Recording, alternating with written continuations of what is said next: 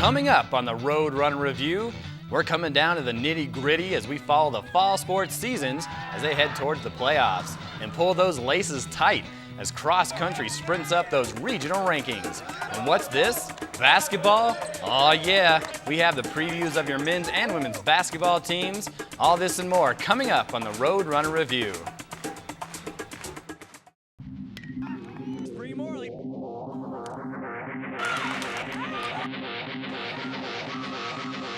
For Metro State. Jump off the free throw with the set piece and direct.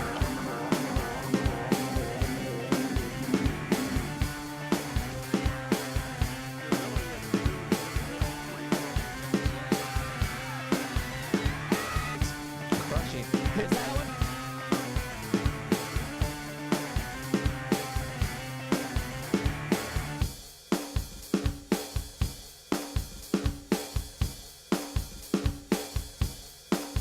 Thanks for joining us on this extravaganza we like to call the Roadrunner Review.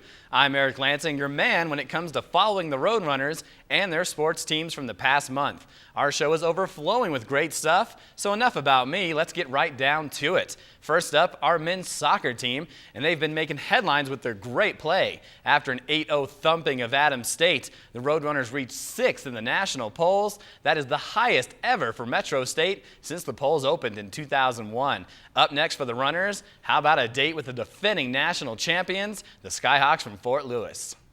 This matchup took place in Durango, and Metro battled tooth and nail, sending the game into overtime. Chris Yoder and Stephen Emery punched in goals during regulation. With 5 minutes left in the first OT, Fabian Kling found the back of the net, sending Metro to only its second loss in 11 games.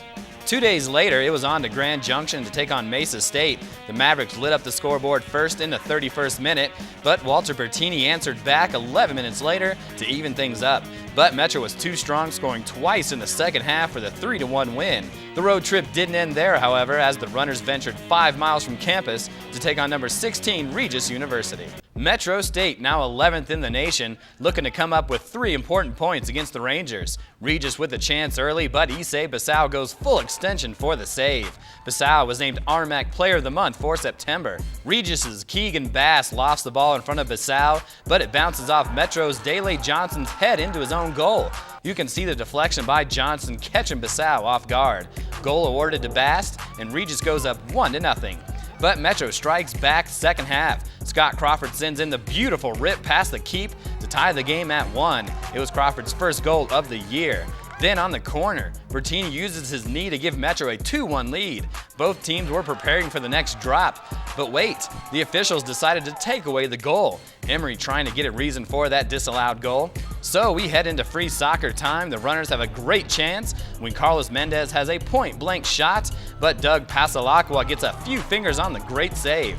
In double OT, all-conference player Nathan Kafer deflects the pass past Bissau, and the Rangers upset the Runners 2-1. Metro wanted to make a statement early and did so in the first minute and 29 seconds as Crawford taps in the rebound for his second goal in 2 games. Bissau jumps on the rock before a Skyhawk can get a foot on it. The sophomore made 5 saves in the game. Right before the half, Andrew Mejia perfectly places the pass for either Bertini or Emery on the breakaway, and the man with 9 goals takes it, easily beating the goalkeeper, and Metro is up 2-0. But Bertini would get his chance. Bertini, he's got an opportunity, he's got an open lane, goes left side in the net for the goal.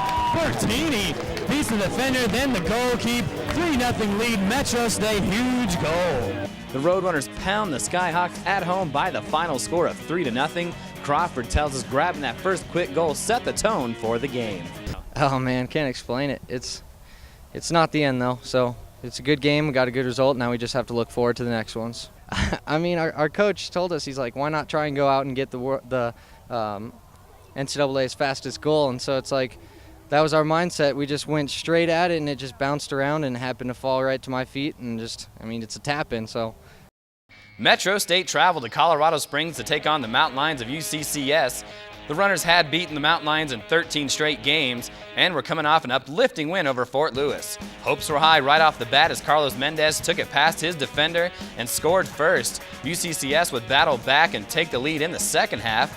Emery converting on a penalty kick with 3 minutes remaining to send the game into overtime. Just a minute into the extra period, however, Landon Brunk came through with the golden goal, giving the Mountain Lions the upset victory.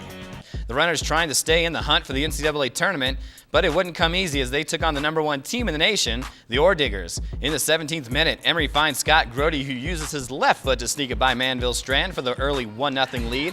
A controversial call in the second half as Emory's header is called back from an offsides.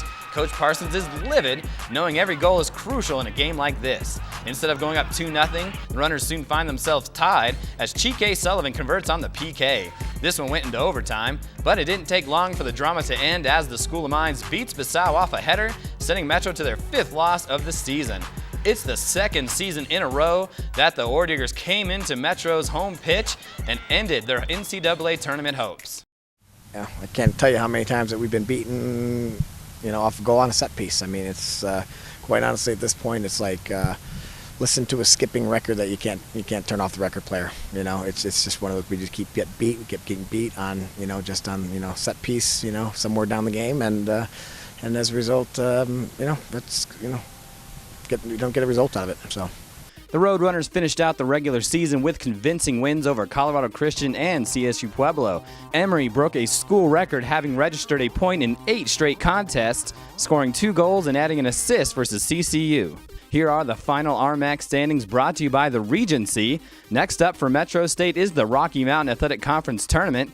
They will host first-round action at Auraria Field against Mesa State. We'll get you caught up on all the soccer playoffs on our next show. Time for that first break. We have women's soccer coming up next, so don't go anywhere.